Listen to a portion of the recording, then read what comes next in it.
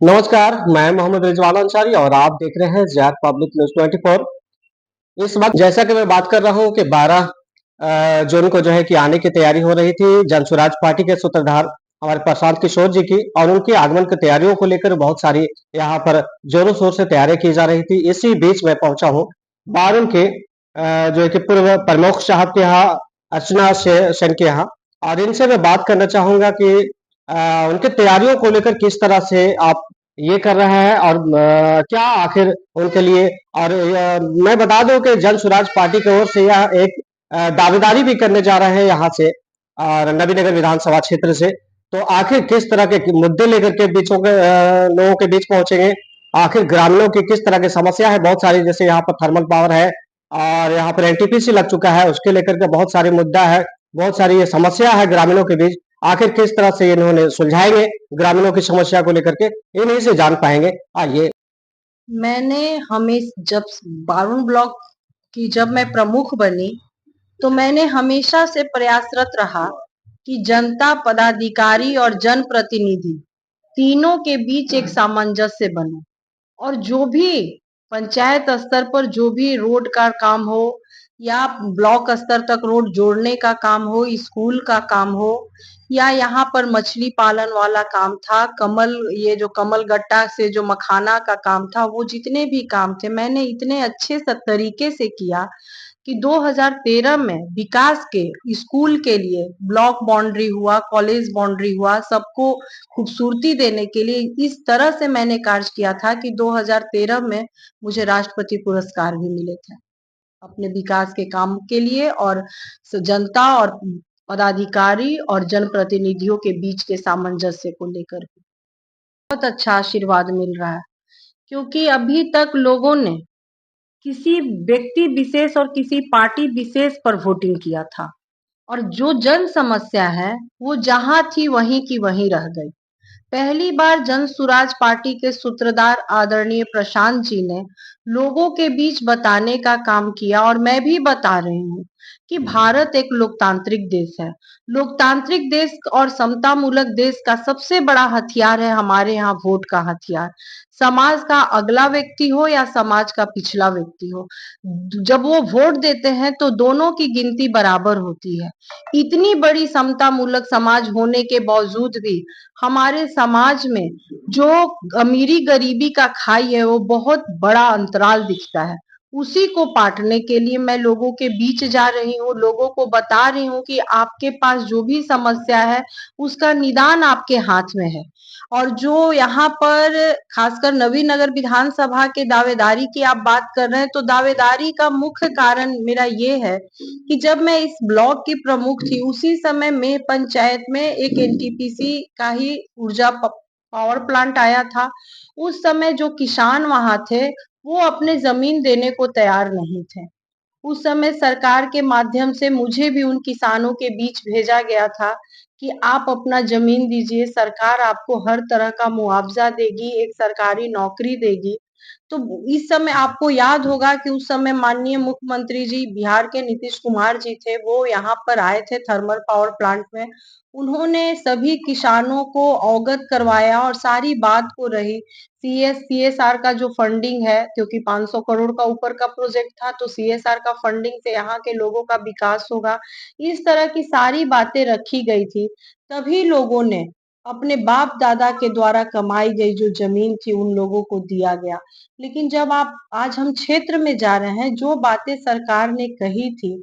वो बातें धरातल पर चंद चालाक लोग तो इसका फायदा उठा लिए, लेकिन जो व्यक्ति का सही मायने में जमीन गया, जो स्थिर और शांत जीवन जी रहे थे, जो रियल में किसान थे, उनको आज भी वो अधिकार नहीं मिला है। तो मैं लोगों के बीच जा रही हूँ, ये बातें जब लोग कह रहे हैं मैं उन्हें बताने का काम कर रही हूँ कि जो स्थिति है वो स्थिति जरूर बदलेगी। बिहार में विधानसभा चुनाव होने वाला है, इस स्थिति में आप अपना सहयोग दीजिए और मुझे पूरा विश्वास है कि नवीनगर विधानसभा की जनता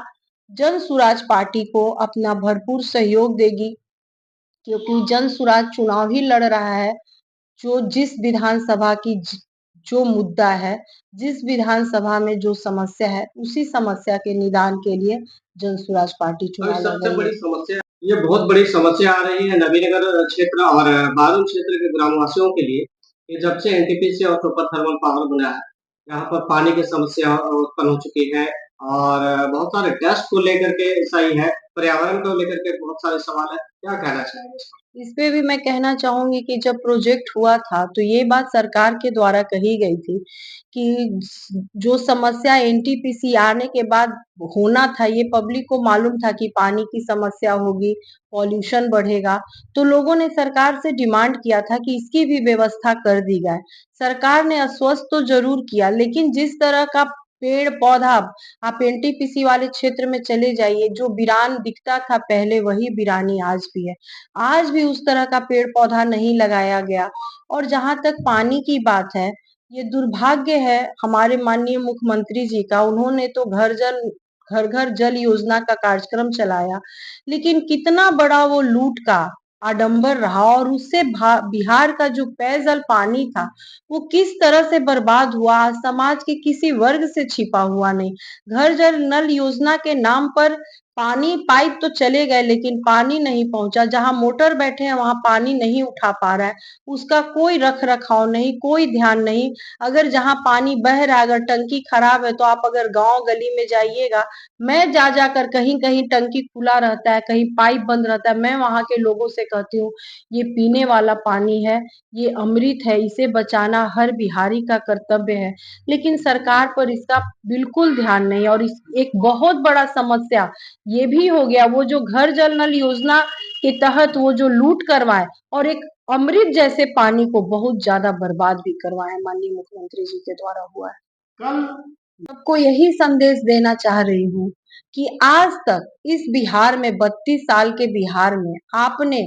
कभी भी अपनी मुद्दा, अपने जनहित की समाज जहां आप रहते हैं, जिस विधानसभा में रहते हैं, जो रियल में मुद्दा है, बच्चों की शिक्षा, बच्चों का रोजगार, उस पर आप लोगों ने कभी मत नहीं दिया। आप जब भी, क्योंकि ये दोनों गठबंधन चुनाव लड़ने जब आती है तो सिर्फ 15 दिन का एक उन्मादी बात फैला दिया जाता है, जनता को आक्रोशित कर दिया जाता है। पंच पर बैठा व्यक्ति परमेश्वर के समान होता है और पंच पर बैठकर जब व्यक्ति जात का बात करे, धर्म की बात करे, तो उसमें जनता 32 साल से इस बिहार में पीस रही है। इसी सब चीज को उबारने के लिए हमारे प्रशांत किशोर जी ने जन स्वराज पार्टी का गठन किया। आपको पता है कि 20 मई को जिस दिन जेपी का जन्म हुआ था, उसी दिन से उन्होंने पूरे बिहार बदलाव यात्रा के लिए पूरे बिहार के लोगों के बीच जा रहे हैं। वो बाबा साहब भीमराव अंबेडकर की बात बता रहे हैं, महात्मा गांधी की बता रहे हैं और लोगों के बीच जाकर कह रहे हैं कि इस हिंदुस्तान में कोई भी व्यक्ति बड़ा नहीं।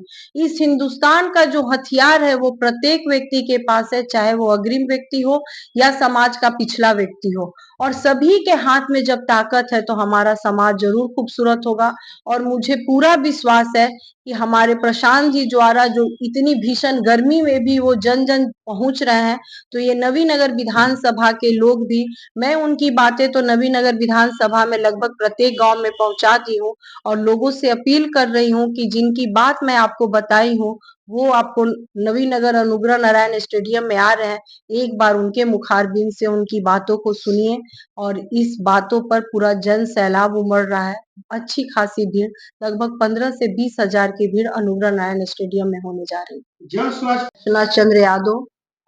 नवीनगर विधानसभा वासियों से हाथ जोड़कर अपील करना चाहती हूँ कि आज प्रशांत जी आपकी व्यवस्था के लिए, आपकी लाचारी बेरोजगारी दूर करने के लिए एक 5 एजेंडा के साथ आपके बीच आ रहे हैं बिहार बदलाव के लिए, कि आपने अभी तक इस व्यवस्था में दोनों गठबंधन को चुना, लेकिन जिस व्यवस्था के तहत आपने अपना मत दिया, उस मत का